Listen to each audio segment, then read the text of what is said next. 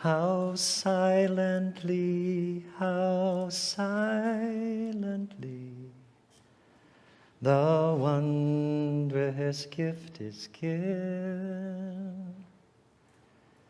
So God imparts to human hearts the blessings of heaven. No ear may hear his coming,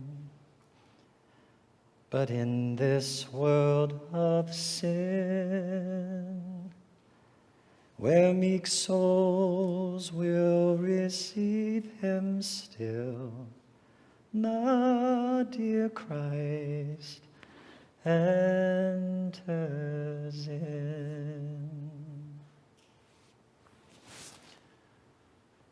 A little town of Bethlehem. I don't know if you grew up in a little town.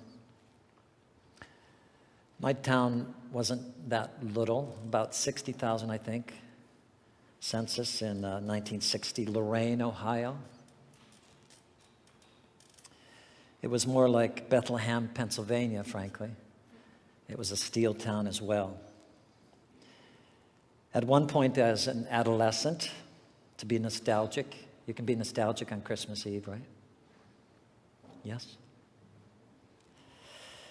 I had a twin brother, and we had two different paper routes in Lorain. We were paper boys, remember? The local neighborhood was taken, but we had the two adjacent neighborhoods, each one of us, different paper routes. So when I wrote a poem actually last week, by Brian Doyle, one of my favorite poets, about paper routes, I sent a copy to my twin, and we laughed. We were both English literature majors, perhaps because we carried all those printed words through sun and rain, sleet and snow. I share it with you, the poem, on Christmas Eve because it, like a Dickens tale, is not only nostalgic, but it's about real life, about real people, like Joseph and Mary, and the real streets, full because of a census in Bethlehem, where there was no room at the end, and yet the hoped-for promise of new life was being carried in the womb and the hearts of the parents in that occupied territory. Paper Route by Brian Doyle. Mr. Moore, who drank, his oldest son paid the bill without looking at me. The apartment with the dog who ate two paper boys, leaving only their shoes. The Morrows who once paid me with a $100 bill, keep the change. The Sunderlands who wanted the paper unfolded and laid flat under a stone, which I did because Mrs. S. left candy bars for me in the aluminum milk container. The house that left me cash in envelopes nicked from all manner of churches. The Clearys with the dog who waited for me all afternoon with rising hunger. Mrs. Mueller, whose lawn had not been cut for 50 years and had huge snakes. Mr. Harris, the basketball coach, whose son's low rim we tore down dunking and never had the guts to admit it, although he knew and never again tipped.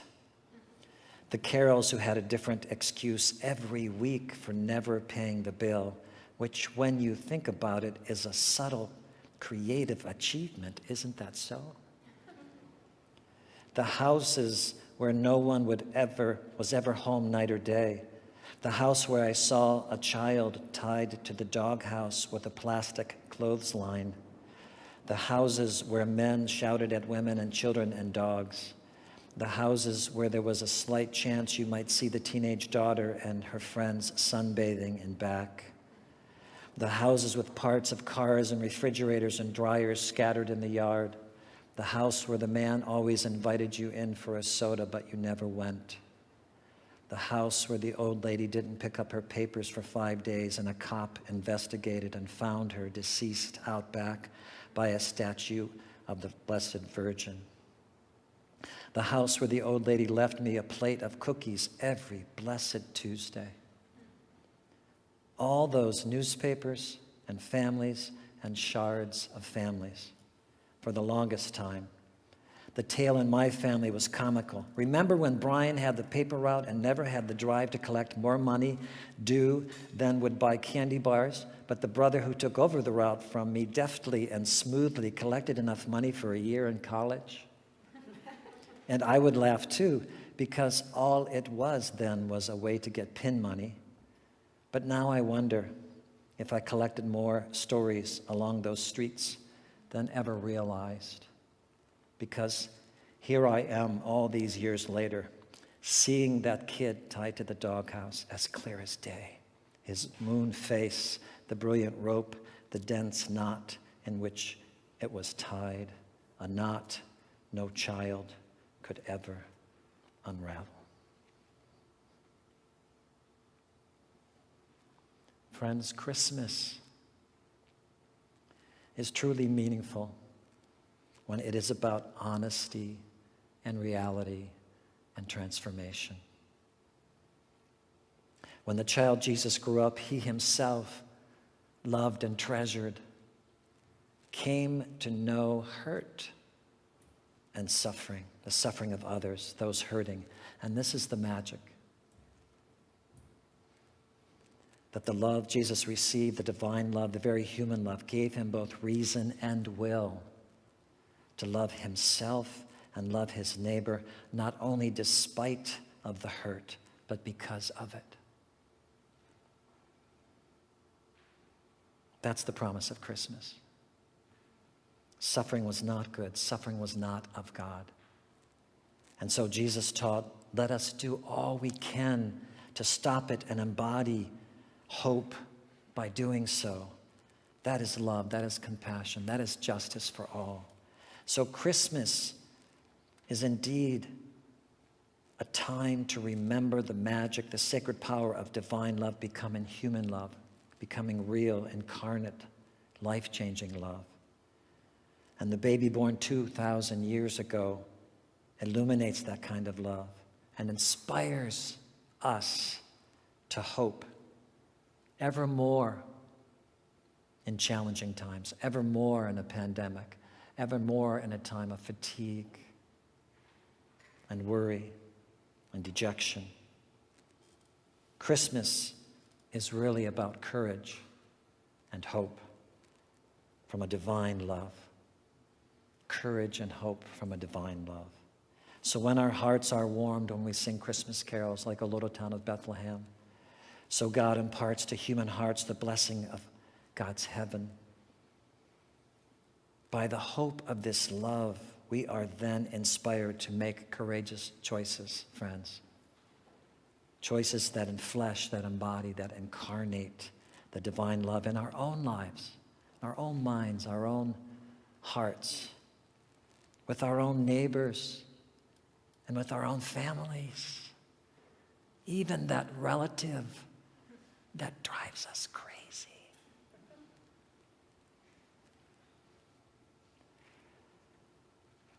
On December 15th,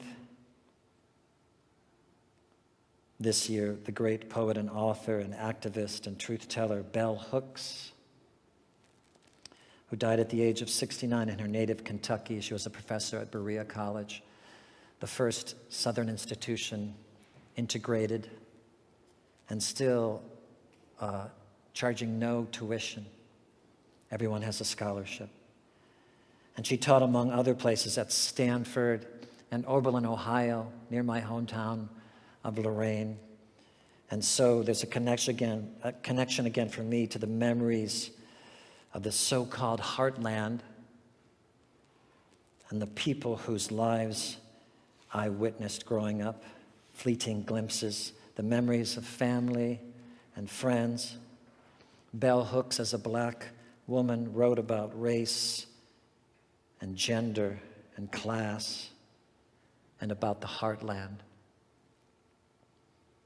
Not just the geography in poems like Appalachian Elegy, but about love.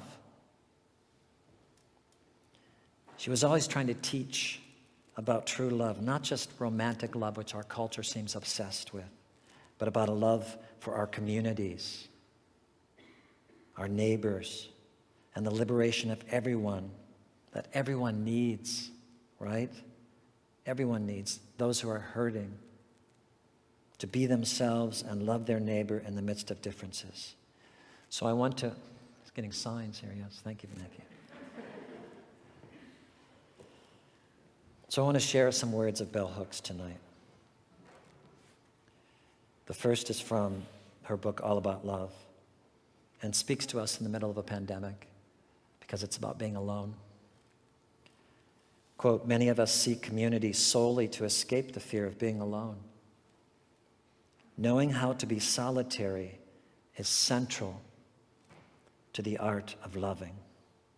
When we can be alone, we can be with others without using them as a means of escape. So loving ourselves. Another quote from Outlaw Culture. Quote, the moment we choose to love, we begin to move against domination, against oppression. The moment we choose to love, we begin to move towards freedom to act in ways that liberate ourselves and others. So when we love ourselves, we are better at loving others. That's the truth that sets us free, right? That holy love that is birthed on Christmas. God imparts to human hearts the blessing of God's heaven. No ear may hear his coming, but in this world of sin, where meek souls will receive him, still the dear Christ enters in. So on this Christmas evening, this promising night, let us remember the people in our hearts, in our lives, who have taught in all their own frailty, with their best striving, what love is, that have taught us what love is. Love of self, love of neighbor, love of community. Those close to us, family and friends, and those beyond, the strangers. Some who are yearning for love. Others who inspire us by their response and ability to love. Because Christmas is the beginning of the love story. A love that leads to liberation and new life. So I end this evening with a few words from Bell Hooks' Appalachian Elegy. Hear them cry, the long dead, the long gone, speak to us from beyond the grave. Guide us that we may learn all the ways to hold tender this land, hard clay, direct rock upon rock, charred earth.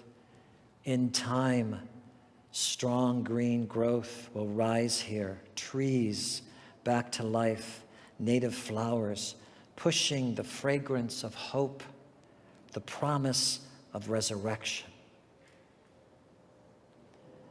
May our Christmas be a renewal of such life, and may our Christmas be blessed with such hope. In the name of Christ, Merry Christmas. Amen.